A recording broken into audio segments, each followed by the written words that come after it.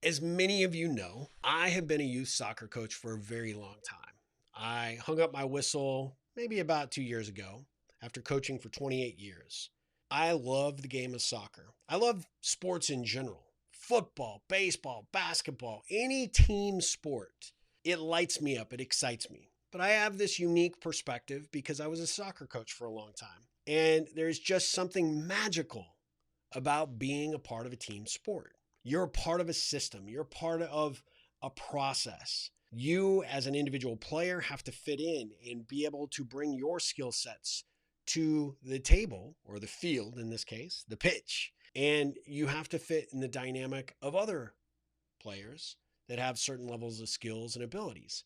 If you have a good coach, they figure out how to create that chess match of best combinations so that you can collectively as a team have success. Each of us brings a unique skill set and talent to the field.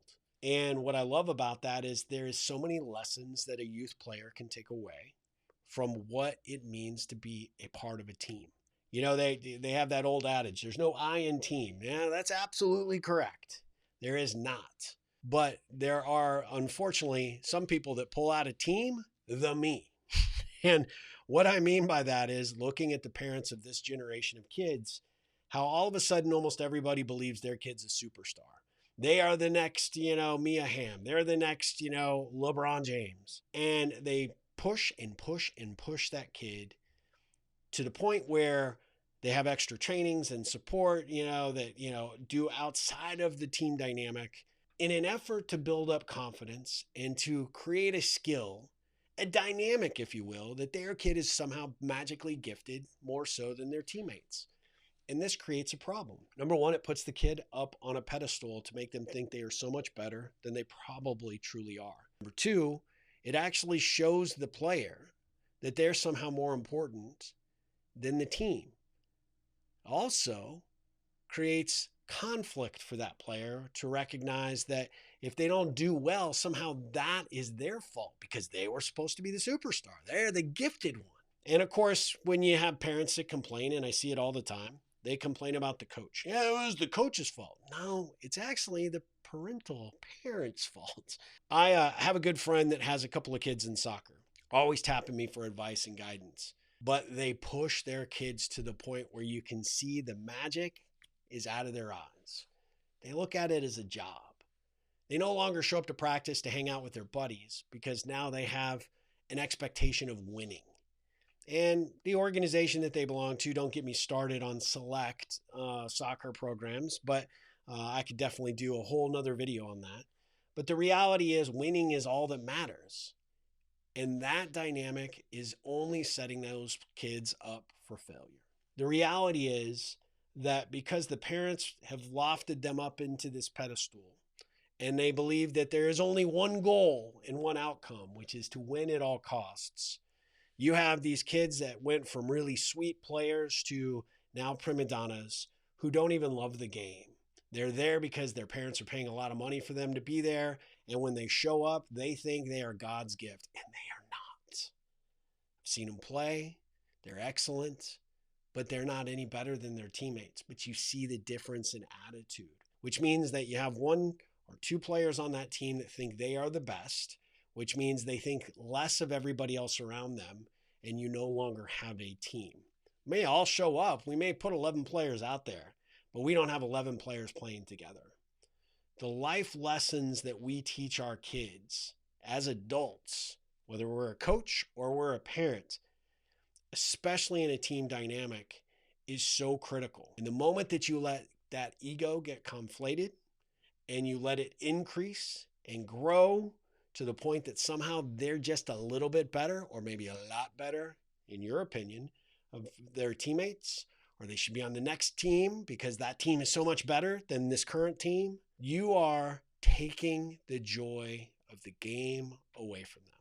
If I had to leave one lesson for a parent, the chances of your kid going professional, making the national team at any level is so remote.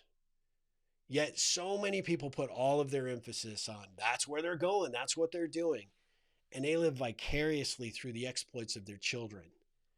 And they are doing forever harm Because what you're going to do is you're going to set that kid up for failure, because when they don't make it, they're always going to have regret. They're always going to be embarrassed. They're always going to feel like they didn't live up to your expectations, and they are going to be a little bit broken.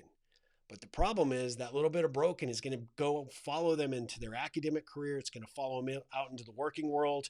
And somehow, some way, they're going to also be challenged to work and get along with other people, because they have been conditioned to be different, to think they're better or they're more capable.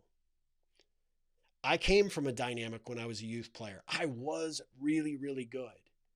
And I had people that constantly told me that I could go to the next level. Suffered a major knee injury. At the time, I thought my life was over. Now, looking back, having coached for 28 years, seeing all the pressure, all the BS that gets put on these poor youth players, I recognize that injury was a true gift. It gave me the opportunity to find my own identity away from soccer. It gave me the opportunity to be better at other things, and to recognize no matter how good I was never going to be the best. Now, some of those things I arrived at my own conclusion. Some of those things I'm still figuring out.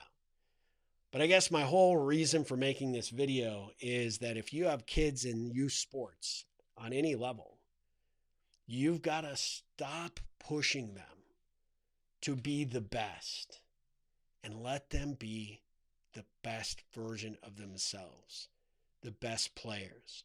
Try other sports, do other things. But most importantly, you need to put that emphasis on to be the best player is to be the best teammate. To show them how to treat their teammates with kindness and consideration, with empathy, to be respectful to their coaches, and to never, ever walk onto that field or that court with ego. They're there to play a game. And let us not forget, it is just a game. It's not life or death. We're not going to the World Cup tomorrow. And we are certainly most likely never going to be discovered by some magic agent standing in a tree somewhere just waiting for your son or daughter to magically materialize how awesome they are. Let them be kids. Let them play the game. Be quiet on the sidelines. Don't be derogatory towards them, their teammates, the opponents. Remember, it's a game. And a game, my friend, is designed to be fun. You teach somebody how to be fun, or how to be in an environment where it's fun with their teammates, you're giving them a life lesson that will pay off dividends forever. And really, isn't that what we want from our kids? Isn't that what we want to do and deliver for our kids? I think so. So, thanks for listening. Thanks for paying attention to this. Share it with a parent that you know is out of control on the sideline, or maybe has high, lofty expectations for their youthful player, and just see what happens. They'll probably hate me. That's okay, but they need to hear it. Till next time, my friends, ripple on.